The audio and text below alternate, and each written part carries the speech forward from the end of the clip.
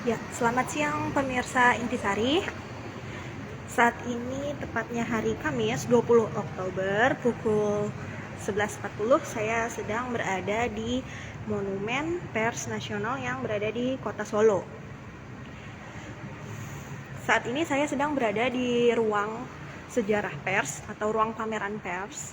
Di sini berisi sejarah-sejarah pers dan juga beragam produk-produk milik pers di era tepatnya di era zaman penjajahan atau kemerdekaan. Kali ini ada yang menggugah saya, yakni ada salah satu radio yang dipamerkan yang bernama Radio Kambing. Nah, seperti ini bentuk radio kambing. Jadi tidak seperti pada umumnya, biasanya radio berbentuk kecil, namun ini radionya berbentuk agak besar. Ya. Dan ini memang disebut radio kambing. Mengapa disebut radio kambing? Jadi radio ini memiliki sejarah yang panjang mengapa disebut radio kambing. Sebelumnya kita lihat dulu bagaimana sih bentuk radio kambingnya. Nah, seperti ini bentuk radio kambing. Jadi radio kambing ini bukan sembarang radio. Jadi menurut sejarah, saat agresi militer Belanda tahun 1948, radio ini menjadi barang yang paling dicari oleh tentara Belanda. Nah, radio ini menjadi alat siaran TNI pada masa perang untuk mempertahankan kemerdekaan Republik Indonesia. Jadi dulu itu saat agresi militer Belanda tahun 1948, tentara Belanda menghancurkan semua stasiun radio yang ada di Indonesia. Karena Belanda itu tidak ingin pemerintah Indonesia menyiarkan keberadaannya keluar ataupun di dalam negeri. Nah, karena semua stasiun radio yang ada telah dihancurkan, Belanda pun kembali mengincar keberadaan stasiun radio RRI yang ada di Surakarta yang masih bertahan.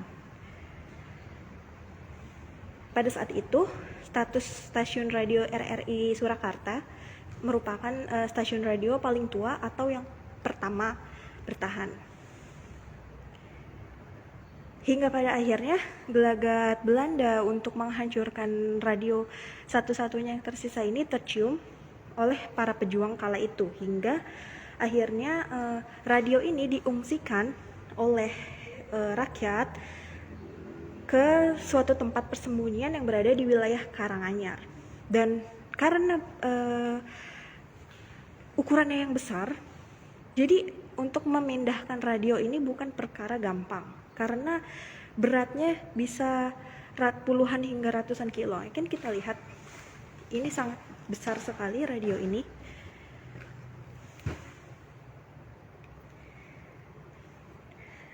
Tapi waktu itu perjuangan rakyat untuk memerdekakan Indonesia memang tidak mudah ya. Jadi rakyat berbondong-bondong untuk mengangkut radio ini,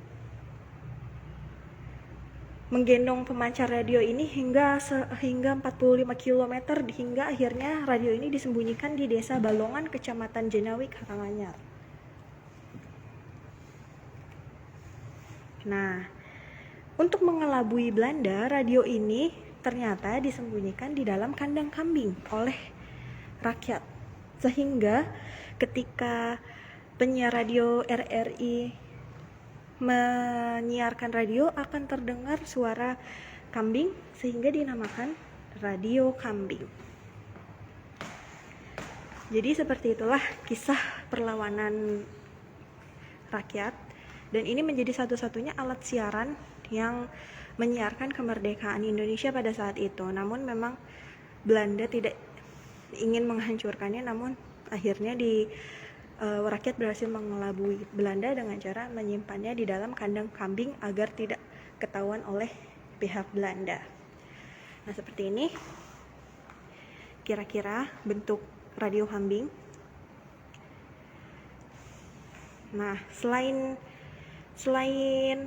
radio kambing, Di Monumen Pers Nasional ini juga terdapat banyak produk-produk pers di era zaman dulu tentunya.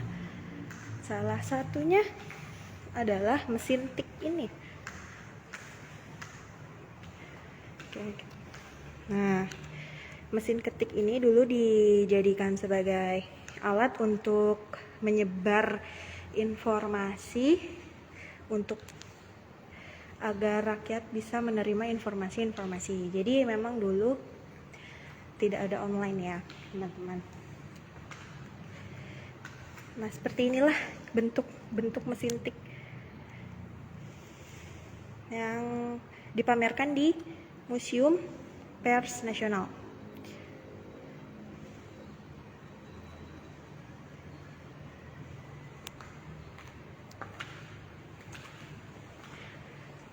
Selain itu juga dipamerkan koleksi kamera yang digunakan oleh pers di masa dulu, yakni berbentuknya seperti ini.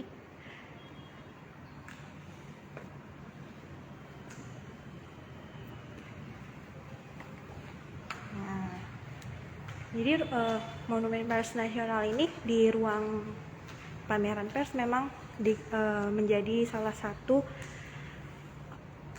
tempat edukasi tentang sejarah pers tentunya, dan juga sejarah penyiaran Indonesia. Kembali ke Radio Kambing. Radio Kambing ini memang menjadi salah satu wujud nyata bagaimana rakyat dan pers memperjuangkan informasi. Karena saat itu ternyata hoax sudah ada di Indonesia. Jadi hoax itu tidak hanya ada saat ini, namun dulu juga ada hoax, teman-teman. Kenapa rakyat ingin mempertahankan radio ini? Karena saat itu Belanda juga menyebarkan hoaks. Salah satunya berita bohong bahwa Soekarno-Hatta ditangkap. Karena hoaks itulah banyak masyarakat yang terpengaruh psikologinya, psikologi pejuang terutama. Jadi hoaks yang disebar Belanda itu bisa memecah belah kelompok, memecah belah pejuang. Maka dari itu Belanda kekeh ingin menghancurkan radio ini agar mereka bisa dengan mudahnya menyebarkan hoaks seperti itu kira-kira. Namun karena kita berhasil mengelabui para penjajah Belanda terutama dengan menyimpan radio ini di kandang kambing, hingga pada akhirnya informasi tentang kemerdekaan Indonesia akhirnya kembali menyebar ke publik meski harus diiringi oleh suara-suara kambing seperti itu. Jadi adanya Radio Kambing ini membuktikan peran pers sangat penting untuk memberikan informasi yang menggugah semangat rakyat hingga meluruskan kabar yang salah. Oke, sekian live saya, live tentang Radio Kambing. Saksikan live Intisari selanjutnya. Selamat siang.